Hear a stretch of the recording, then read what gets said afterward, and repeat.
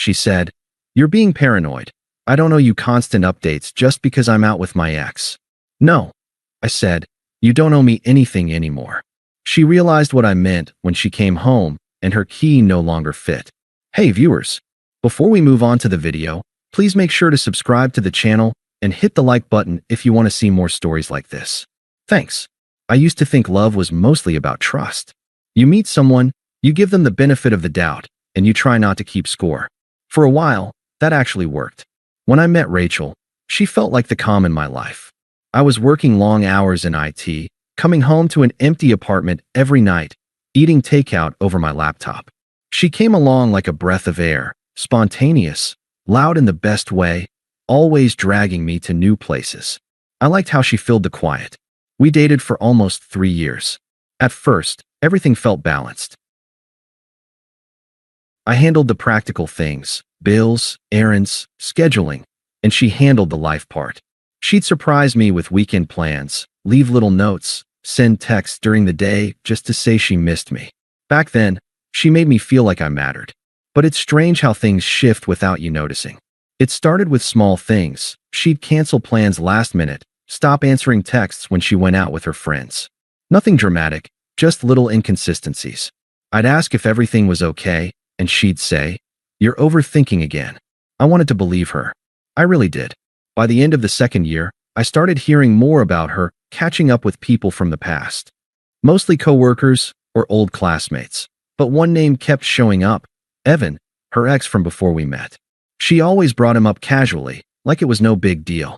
"Evan said this funny thing," or "Evan's going to that same concert next weekend." At first, I brushed it off. Everyone has an ex. It didn't mean anything, but the tone changed over time. She started defending him before I even said a word. One night, we were sitting on the couch, half watching a movie, when her phone lit up with his name. She glanced at it, then flipped the screen down. I didn't say anything immediately. I waited until later. "Do you still talk to Evan?" I asked. She gave a quick laugh, not even looking up from her phone. "Wow, straight to the jealousy angle, huh?" "That's not what I said."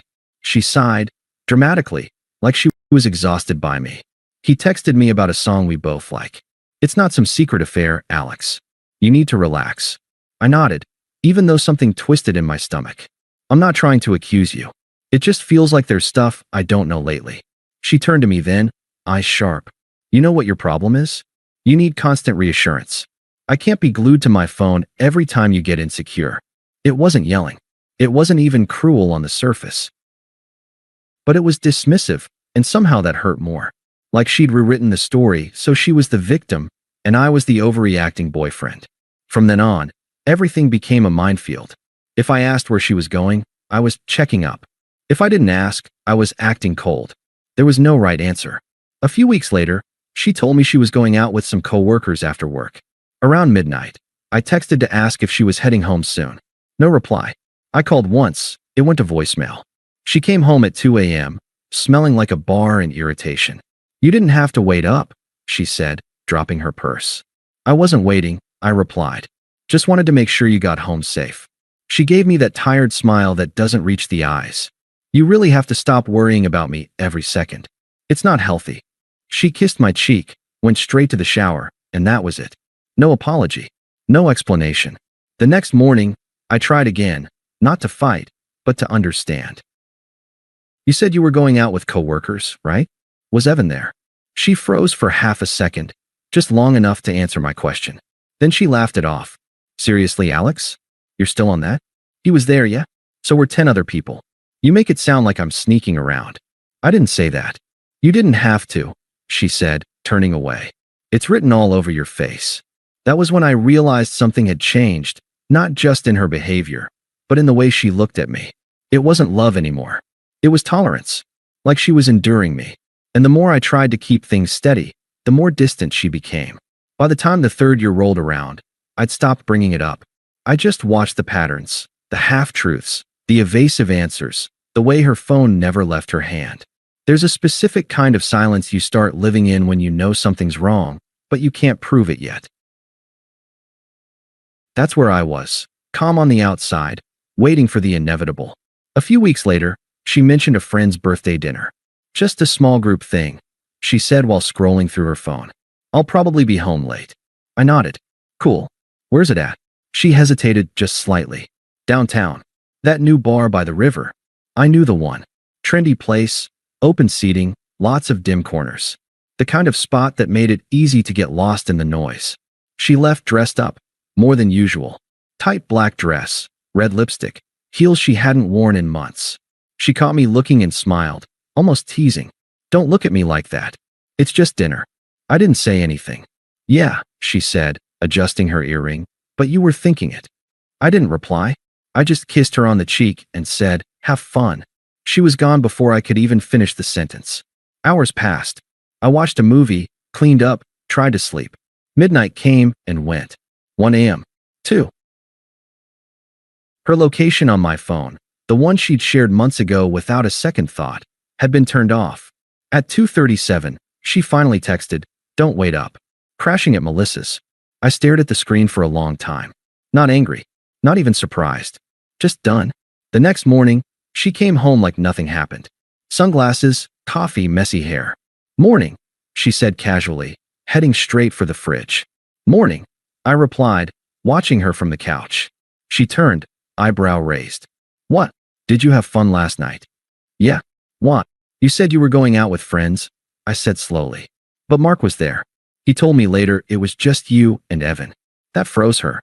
Only for a heartbeat. But I saw it. The flicker of panic before the mask slid back on. Oh my God, she said, rolling her eyes. You're unbelievable. I'm just asking why you lied. I didn't lie, she snapped. I said I was going out. You just assumed it was a group. I don't have to report every detail of my night like I'm clocking in at work. Rachel, you said. She cut me off, her voice rising. You're being paranoid. You think I'm cheating just because I had dinner with someone I used to date? Grow up. I don't owe you constant updates just because I'm out with my ex. For a moment, the room went completely silent. I looked at her, really looked, the defensiveness, the smirk, the disbelief that she could be questioned. And something in me just stopped. I stood up calm. No, I said. You don't owe me anything anymore. Her expression flickered, confusion first, then realization. What are you talking about? I'm talking about being done with this. Wait, seriously? You're ending things over dinner. She laughed, this sharp, mocking laugh that used to sting but now just sounded empty. You're being ridiculous. Maybe, I said. But I'd rather be ridiculous alone than disrespected together.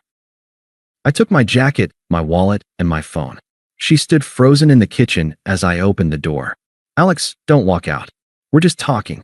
I looked back once. No, you're talking. I'm finally listening. Then I left. I didn't go far that night, just to my brother's place. Slept on the couch, phone face down. I woke up to a dozen messages. None of them apologies, just demands. We need to talk.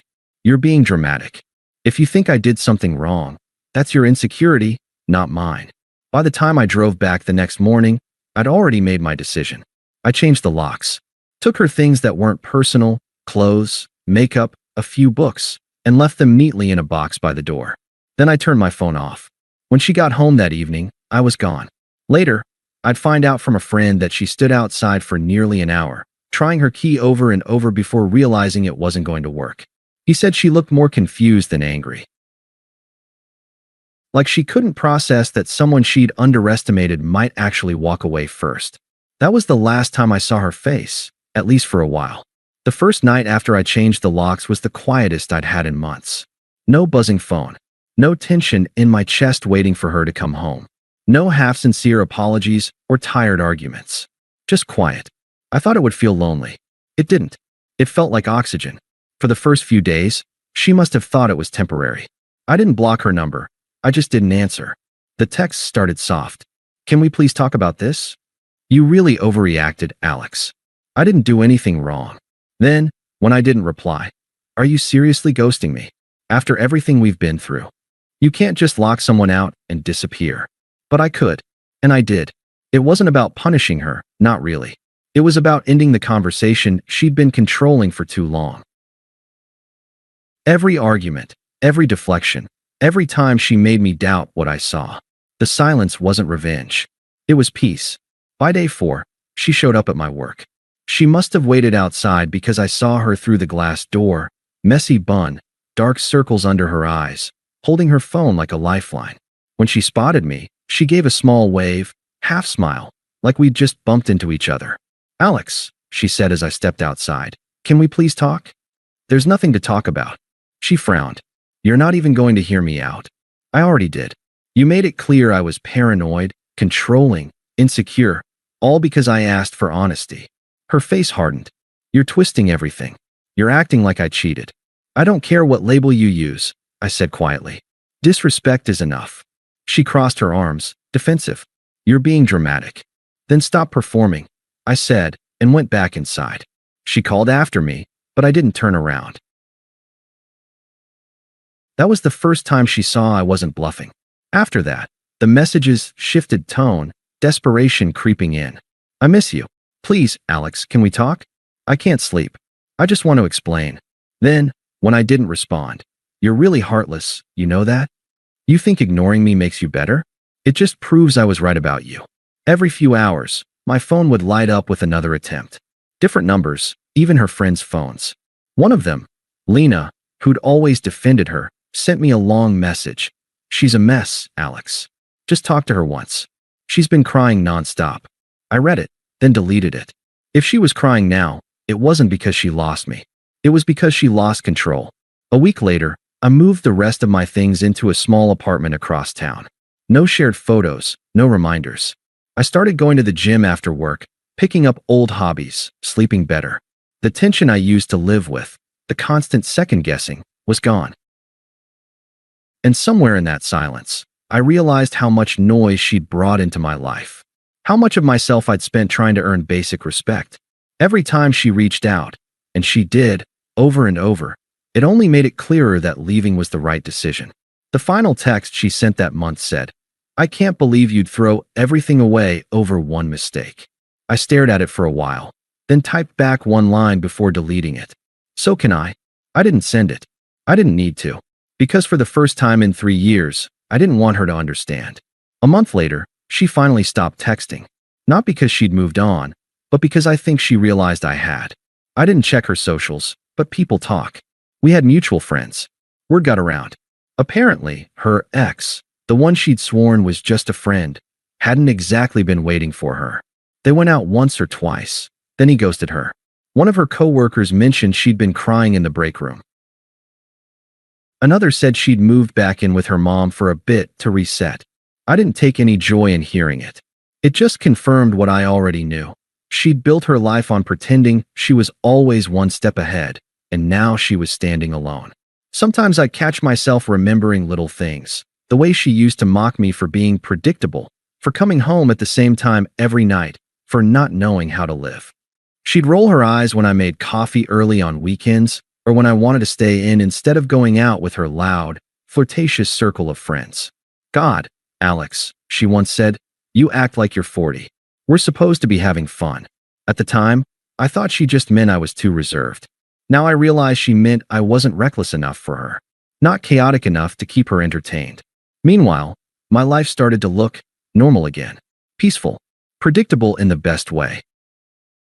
I'd wake up, make coffee, and feel good about the quiet. I'd go to work, come home to a place that was mine alone, and not worry about who she was texting when she needed space. But the universe has a way of circling things back. It was late on a Thursday when she finally tried again, not through text, but in person. I came home to find her sitting on the steps outside my new building, wrapped in a jacket that looked too thin for the cold. Her eyes were red, makeup smudged, hair pulled into a messy ponytail. "Alex," she said softly when I got close. I didn't answer right away. I just looked at her, really looked, and realized I didn't recognize the person sitting there. "I just wanted to talk," she said, voice trembling. "Please. I told you before, there's nothing left to say." She bit her lip. "You can't still be mad. I didn't cheat, okay? I swear I didn't." I sighed. "You keep saying that like it's the only line that matters." Her eyes flicked up. "Then what do you want from me?" "Nothing," I said. "That's the point." For a second, she looked like she was going to yell, to argue like before. But instead, she just broke, her voice cracking as she whispered, "You can't just stop loving someone." I didn't answer that either. I just unlocked the door and walked inside. Through the glass, I could see her still sitting there for a long while, shivering, staring at the ground, like she was waiting for something that wasn't coming. And maybe that's what she finally understood, that I wasn't punishing her. I wasn't ignoring her to win. I was just done. Because when someone makes you feel crazy for asking for respect, there's nothing left to salvage. Not love, not trust, not even closure. About 6 months passed before I heard her name again. It came from Ryan, a mutual friend who'd always tried to stay neutral. We ran into each other at a small get-together. I hadn't planned to go, but it was close by, and I figured enough time had passed that I didn't need to avoid people anymore. We talked for a while, catching up, until he said, almost cautiously, "You heard about Jenna, right?" I shrugged. No. He hesitated. She quit her job. Apparently, that guy she was seeing, her ex, he got her into some kind of mess. Money, apartment drama, the whole thing. He was living with her for free, then ran off with someone else. I just nodded, taking a sip of my drink. I'm not surprised. Ryan glanced at me. You really don't care anymore, huh? Not really, I said. It's been quiet. I like it that way. He smiled a little. She asked about you once, you know. Wanted to know if you were seeing anyone. What did you tell her? The truth, he said. That you seemed fine. That was the end of it. I didn't go looking for her page or message her, even out of curiosity. The old me would have wanted to know every detail. Who she was with, what she was doing, if she ever regretted it. The new me didn't need any of that. But life has a strange sense of timing. 3 months later, I saw her again. Not planned, just coincidence. I was at a coffee shop near the office, waiting for a client, when I heard someone say my name. I turned, and there she was, standing in line, holding a worn purse, eyes wide like she'd seen a ghost. Alex. Her voice was shaky. She forced a smile, trying to look casual, but there was this flicker of panic behind her eyes. Hey, I said simply. Wow, you look different, she said. Good different. I nodded. Thanks. How've you been? She hesitated. Up and down, I guess. Things haven't really worked out lately. I've been meaning to reach out, but... She trailed off, looking at the floor. I didn't know if you'd even respond. I probably wouldn't have, I said. That made her laugh awkwardly. Yeah, I figured. She looked around, then back at me. Do you have a few minutes? I was actually going to ask if maybe we could talk sometime. You know, just clear the air. I checked my watch. I don't think that's necessary. Her smile faltered. I wasn't trying to. I know, I interrupted gently.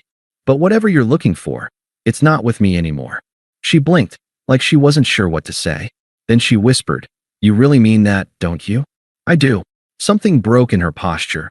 That old, confident air was gone. She just stood there, nodding slowly, trying to keep her composure. Okay, she said quietly. I get it. I gave her a small, polite nod and turned to leave. Before I walked out, she said softly, almost to herself, You really moved on. I didn't turn around. Yeah, I said. You taught me how to. And that was it. No grand speech, no dramatic goodbye. Just a quiet end to a story that had already finished a long time ago. I walked out into the afternoon sun feeling light. Not vindicated, not triumphant, just free. The kind of peace that doesn't come from payback. It comes from finally knowing you don't owe someone your pain anymore. Thanks for watching. Make sure to subscribe to the channel and hit the like button. What do you think about this story? Share it in the comments.